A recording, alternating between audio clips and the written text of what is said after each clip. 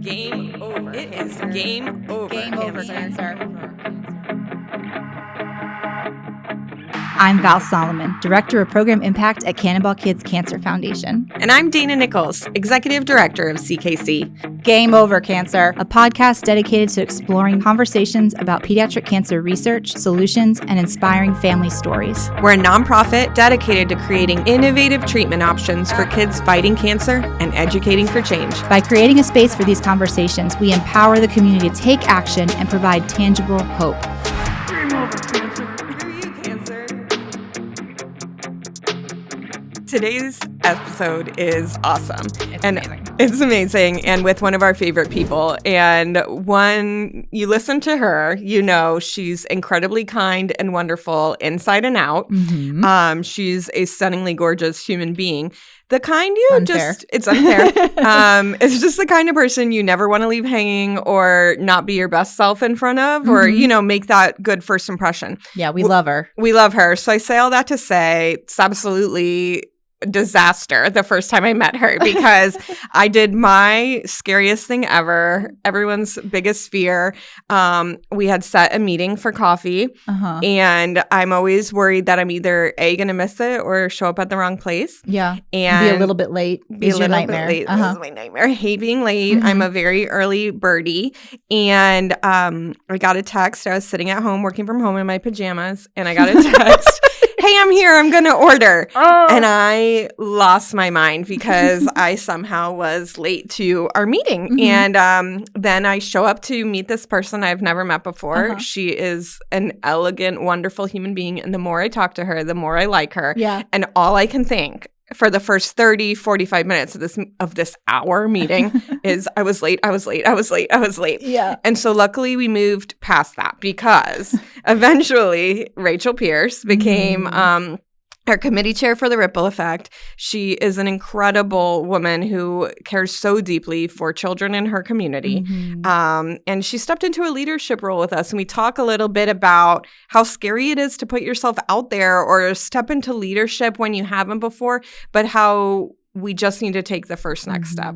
Yeah, it was a great conversation. Yes. And I think that maybe it is also a window into your psyche about how nervous you were that you had angered this perfectly delightful woman because you were late for coffee, but who is very, very gracious. Yes. She wasn't even angry. She was very kind. No, she was probably like, oh, I totally get it. It happens to me.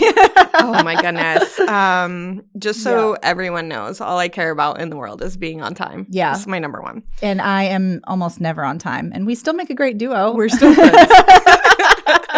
We talk with Rachel a lot about the Ripple Effect and about starting a new event, because she came into an event where we had 1,000 ideas and hadn't actually solidified anything yet.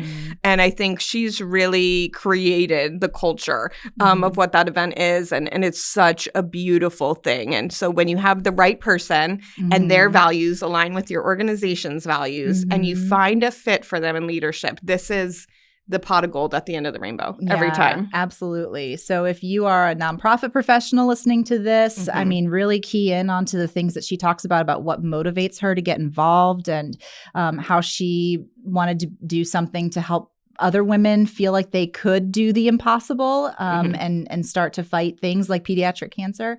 And if you are a volunteer, or if you're thinking about volunteering and you just don't know where to plug in, she's also got some great tips on how to get involved and choose wisely, I guess, or just choose honestly, I suppose. Yeah, honestly and authentically. So without much more, we will say thank you. We're on time. We're on time. Don't be late.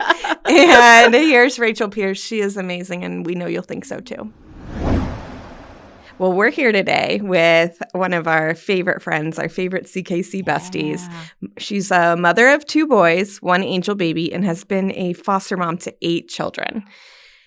she really got to know CKC because she lived next door to the Kings and watched Nolan's battle with hepatoblastoma.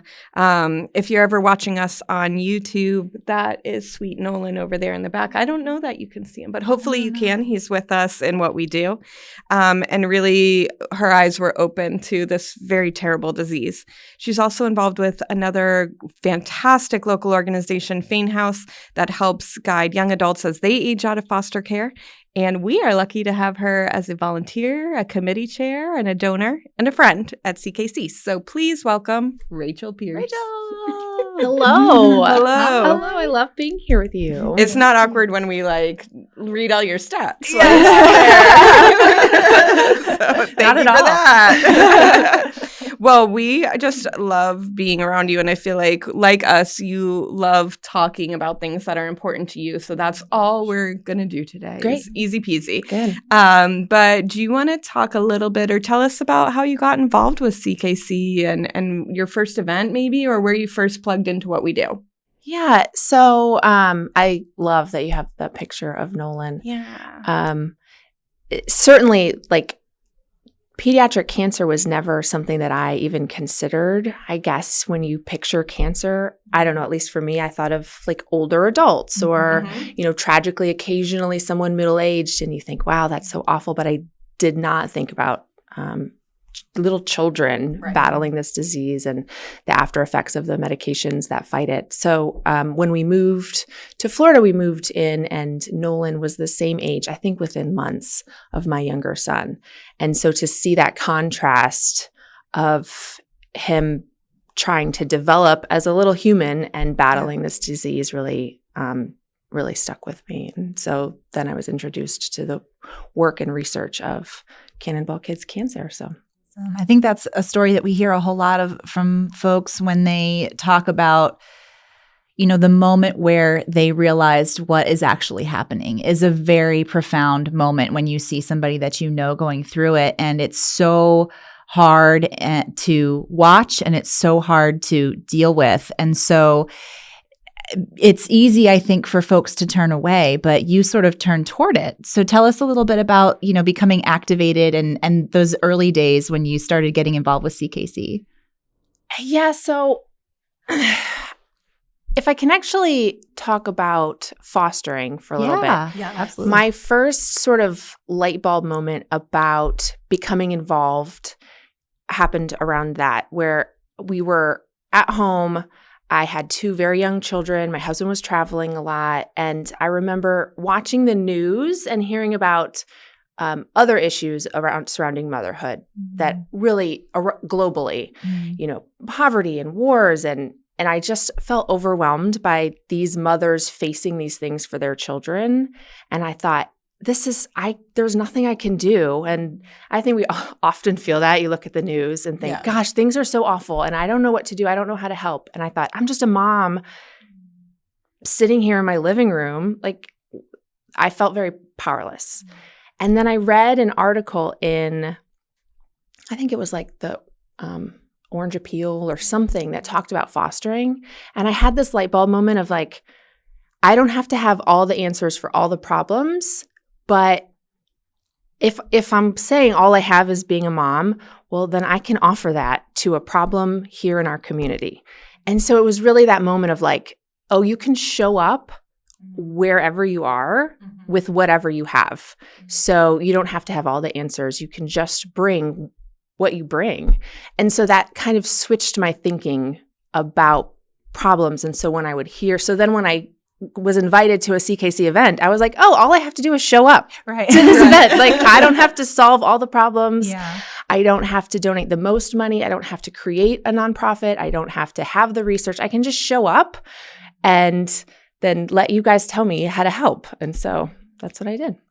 Gosh, that's just exactly what I think we just made a whole podcast about is how do you find your fit, or how do you listen to what you can do and then activate? And I think we could just go home. Yeah.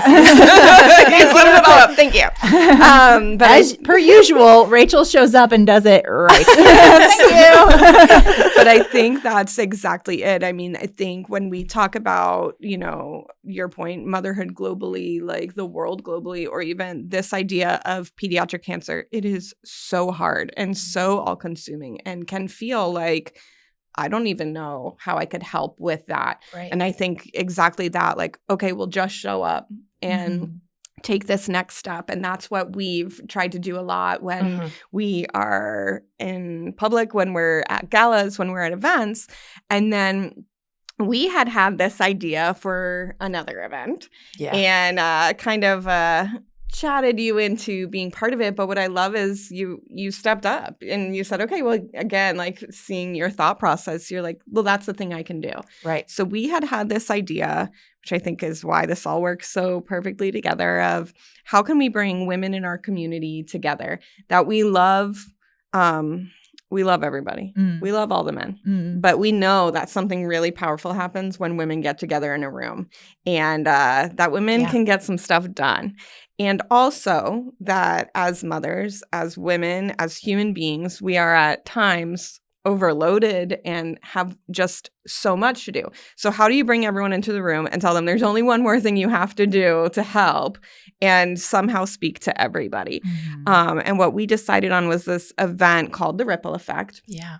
A luncheon where we could bring in really amazing dynamic speakers and pour in to women and then help them find their place, whether that was with Cannonball or not, but help them activate in a way that maybe it is just show up. Maybe it is, this is my one next thing. And we didn't have to know that what that was or assign it, but give everyone space for that. And we liked that idea. Yeah. And now that I hear you talk about your step, I was like, well, no wonder she said yes to this, because we're basically trying to, in a room full of women, replicate just that process that you went through, right? Where you have the realization that doing something is not as hard as trying to figure out how to do everything and how to solve everything, that we don't have to be paralyzed in that. So I think it's really easy to get tripped up by, I can't do everything, so I'm just going to do nothing. Right, and sometimes just that one step. And then it becomes easier to do the next step because something else presents itself. And you're like, oh, I could also do that. That's, that's easy. Yeah. So you came on as our Ripple Effect committee chair. Yeah. And not only did you agree to be a committee chair, but to an event that didn't exist yet. What a leap of faith. Yeah, that is, because I feel like it is one thing to say, this is the way we've done this event for 30 years. But we were like, we have this idea. And also the other piece I think was probably really difficult was we kept saying, and it's going to be different than this, and it's going to be different than that. But what did you think, or well, I think what was exciting? That was difficult to explain to the people that we were trying to get in the room to start. Trust us, this is going to be different. Right. But there is magic that happens when you get a bunch of really amazing women together from all walks of life, and you all come together and just talk about what's happening in your life, talk about what challenges there are in your career. So it doesn't always have to be about this cancer thing that we're trying to fix. I loved that it was also just about building relationships, building up other women in your life, in your circle, in our community, to say that however you're showing up, when you show up stronger, we all benefit. Yeah.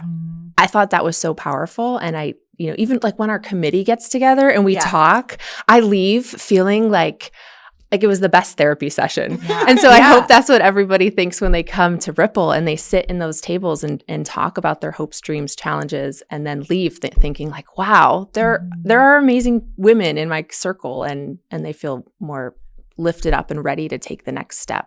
100%. I think that once I saw the magic of the committee get together, and last year our committee was pretty small, right? Yeah, this year it's like Oh, it's magic. I think that's what's crazy is we have this idea and you take lead. You had a beautiful quote that you found and started a meeting with once that we've held on to ever since, which was ripples are made by those reckless enough to jump in the ocean. Right. And I love it. And I say it a lot now. All credit to you having found that. And then I think about 5 or 6 women that started together. And this year, more than a dozen that are on the committee. So we had a great event last September. We're going to have a great event this September.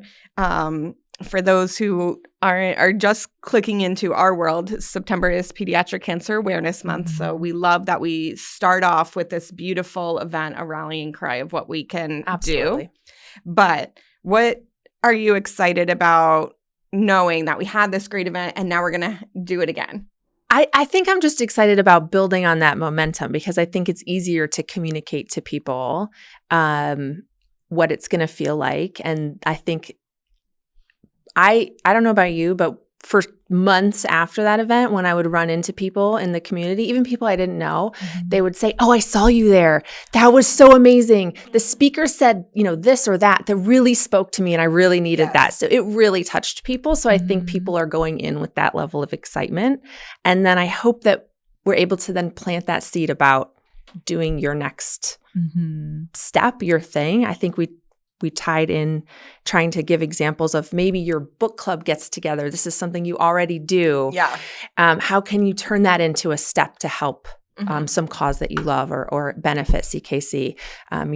Your school already does this. How can you tie together those people? Or so I'd like to really help women make that leap from building each other up to taking that next step that doesn't have to be huge, but maybe some other thing that they're already doing in their life. It does not have to be hard.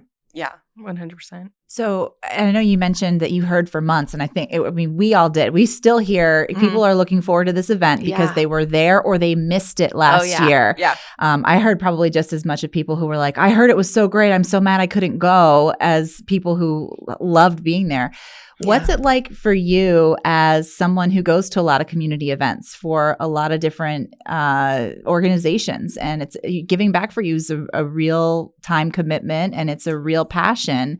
So how was that different? Was it different? How was that different? Like, what's it like when you are involved with an event like that?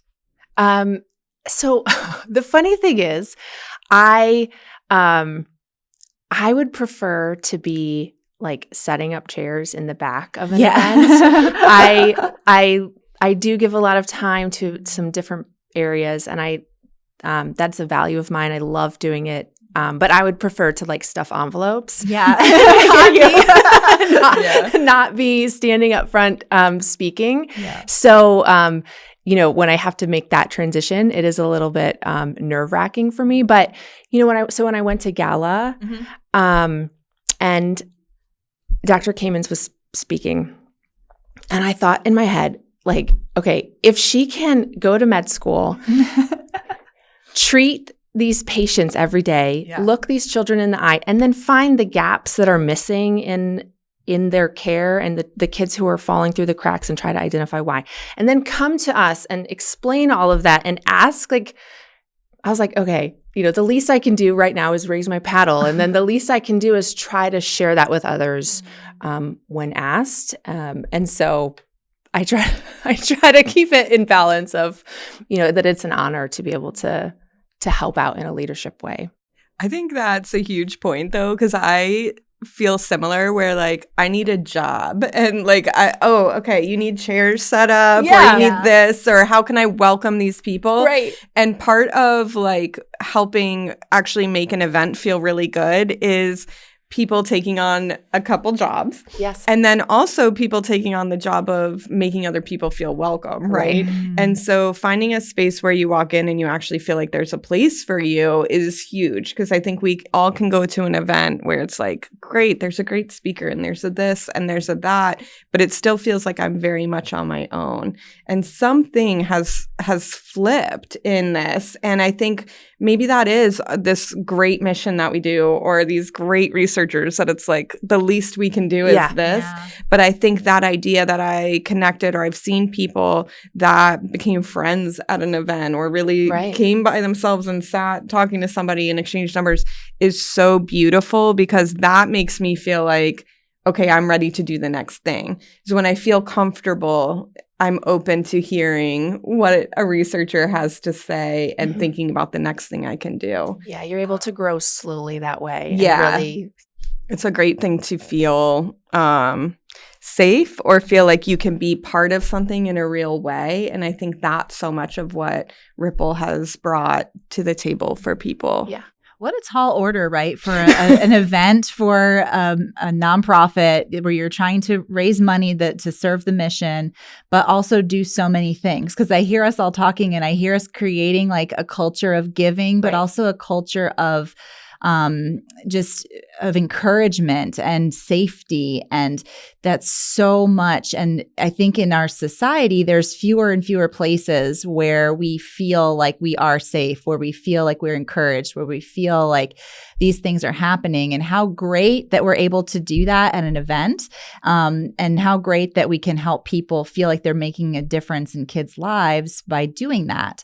And one thing that I know I've heard a lot of feedback from attendees of Ripple that I wanted to bring up was when you were doing your welcome speech, which, by the way, she lost her voice the day of, or a couple days before the event. Yeah, I was like not talking for 2 days before. I was like, okay, if I just drink tea and don't say a word to my family, maybe it will come back. And so I texted you. I was like, I literally can't even call you because I have no voice. Yeah. So we have to figure this out. Yes. But it's true to form. She showed up as she was, and she could, and we basically said, she's still here. She still wanted to speak with you. So please be quiet so you can hear her. But what you said was the goal is to be here and be present. And I think when we're talking about doing an event in a different way, that's what we're talking about, is really having somebody who is a leader who people look to in that space to give them permission to turn the rest of their lives off and just be there for a second. That allowed people to really click in. And I've heard so many people say, I had my phone out. I wasn't looking at it, but I had my phone out. And when she said that, I realized I got to put this away, right? And make that difference and really like connect with the people in the room by disconnecting other places. And I forget what I was going with all that. But in terms of creating something that's different, I thought that was so valuable. And really, you brought that to the table where we're sitting here saying, we are telling people it's different and we feel it's going to be different. But what are we going to put in the program to make this event different? And I think that was the very first thing that really, I think, lent us to the idea that this can actually happen where we have people completely connected and able to take away the things we want to give them while they're there. Yeah, the programming and this, I knew the speakers were going to be so amazing, and I knew our programming was there. So I was just thinking about these women that came, and I know that my friends, when I get together with them, I'm in awe of them. I have such smart, amazing women who are contributing, you know, and I thought, I know that they're coming to this thinking, okay, I still have the rest of my day. Right. So how do I let them accept this gift that we've put together of all this programming and try to help, you know, slow down the rest of the talk that's in the back of your head. It was brilliant. It was. And especially, I was just going to say, if you want to wrap it up in a perfect bow, I think the phrase you used was be where your feet are. Yes. And that was so beautiful. And I know, again, things I've said to myself through the year. So if you are listening and looking for a very beautifully tied up mantra, I think that's one of just, be where your feet are. And that's what set the tone of, you know, just be here with us right now. It was really beautiful. Oh, thank you. It was. Good. And especially, I think it was a gift for our audience, but I think it was a gift for us as well, because, you know, when we constantly are talking about how do we instill hope in people, that so we can keep them motivated, that we are making advances. So number one, it's making sure that they hear about the impact that they've had through our organization. But sometimes it's just like on the outset creating hope. And so how do we get people when they step into a room to not already have a wall up because they know they're going to hear about pediatric cancer and it's going to be so hard. The stories are it's hard. So, It and is hard. it is. It's so hard. It's so difficult. And so again, how do you make it feel like you can do something? Because the hopelessness comes from when you feel like you can't do anything. So Right. I felt like that was a really great way to ground people in the moment and in the hope that we were going to be participating in for the day, that it is a very hopeless topic, but that we're going to have some hope and we're going to have some quality, fun, relationship building and all that great stuff happening too. Absolutely. I think if we could put you on the spot a tiny bit of, well, what is your advice to someone who wants to do more and is like, okay, I'm ready to step into leadership or I'm ready to take on something more, but I've never done it before. Mm-hmm. Can you speak to that a little bit? Or Yeah, I actually think it's easier than people think. I think you just have to show up. So I know that the structure is there within CKC. So if that speaks to your heart, like raise your hand and ask. And you both do such a lovely job of identifying someone's talent and plugging them in. When we were just with some of the committee members on Park Ave, and everyone had different ideas of how to ask for either money to come in, for sponsorship, or for people to attend. And so one thing I tried to tell everyone, and this is the same thing we've been talking about throughout this entire conversation, is to show up whatever fits you. And so I tried to tell people, like, if you are not going to go directly and speak to like the owner of the group and ask for $10,000 because that makes you feel really sick, maybe you can just hold the envelope with the information the next time you go to someplace, pass it to your friend, say, I really want to tell you about this. So, how everyone shows up is going to be completely different, and we need all of those things. And so I think organizations are the same. So whether it's CKC or somewhere else, the first step is just to like show up to an event and then listen for what is being asked, what's needed, or speak to the people running the organization and say, I'm not sure what to do, but I just have this feeling like I could do more. And through conversations, they'll be like, well, what about this?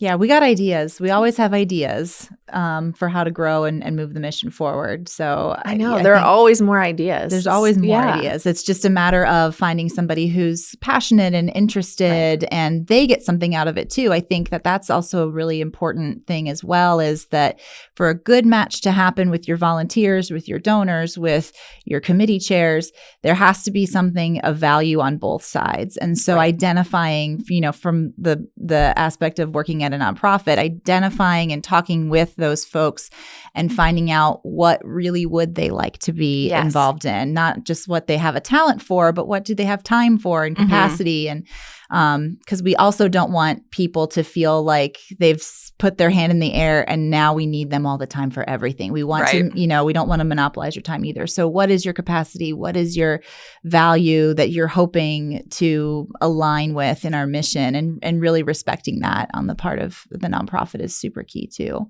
Yeah, absolutely. It is our job in a literal and figurative sense. But I think that as people who are running nonprofit organizations, being able to actually live up to what we say as far as how we can assist a volunteer or someone stepping into leadership is key, but also really listening to what that person wants versus what we need. Like, we might need someone on the finance committee, and I don't know that you're great or not at it, but we've never talked about that. So that's probably not where I should ask you to plug in. And at the same time, sometimes I know with the best intentions, nonprofits are overloaded and we're like, oh my gosh, we need this, and this. Can you just do this thing? And it is easy to say yes because you know that you want to help, but that's not a long-term fit on either side of the coin. So I think, really being able to identify what your strengths and values are, and then us acknowledging that not every person is a fit for every role in any organization can be really, really powerful. Or also they can change their mind at any point in time, right? Like there might be a day where she comes up to us and is just like, listen, guys, I'm done with being in front of a crowd or whatever it is. I need the envelope job now. And it depends on what's happening in your life. So I've Right. been Yeah. involved with groups and then said, hey, I'm pulling back for a little bit because I'm going to go focus on this, or I need to do that, or the kids are still, I can't take on more, or whatever it is. That's why I do think something like Ripple is so powerful also, because we're trying to give those tools to women and help create those conversations. So the other advice I would have is to really know yourself before you have that conversation with an organization. For sure. And sometimes how you do that is talk with friends, like, gosh, like, I don't really know, where do I fit? What can I give? What ideas do you have? And they might give you ideas. Or so us helping women have those conversations and the tools to look at what they really want it to plug into is really important, because then it is a better fit for both the organization and the person. Yeah. So that they're not burnt out, but more fulfilled. Yeah. Yeah, I think burnout is huge. And again, when we look at what is leadership, what's the pipeline, right? We want you to be a chair as long as you want to be, and also know that there's someone waiting in the wings or has been learning, so that when it's a good time to hand off, that's great for everybody. Yes. And I think sometimes people really do want to run an event forever. Fine. But ideally someone does it. Certainly my hope is that we create somebody else wants those roles. And I think, too, then there's plenty of other space for me to fill. Yeah. And I think, too, when you talk about building up leadership or you talk about empowering people, then you have to make room for them to be leaders, too. Right. So it works on a lot of levels. Yes. Well, I'm really excited about this event. And it'll be September 5th. So our Ripple Effect Luncheon is September 5th in Winter Park at the Winter Park Event Center. You can get tickets on our website at cannonballkidscancer.org. But the beauty of this event is also that we are building it out into many communities. So we have a couple people in Chicago and Atlanta that are looking how they can bring Ripple Effect Luncheon to their communities. But if you think this is a good fit for your community, please reach out, because we love empowering women. We love working on our mission and would love to see this in as many communities as possible. That would be awesome. Right. That would be amazing. Absolutely. So if you're ready to be a part of Team CKC and join us in Educating for Change, please like, share, and subscribe.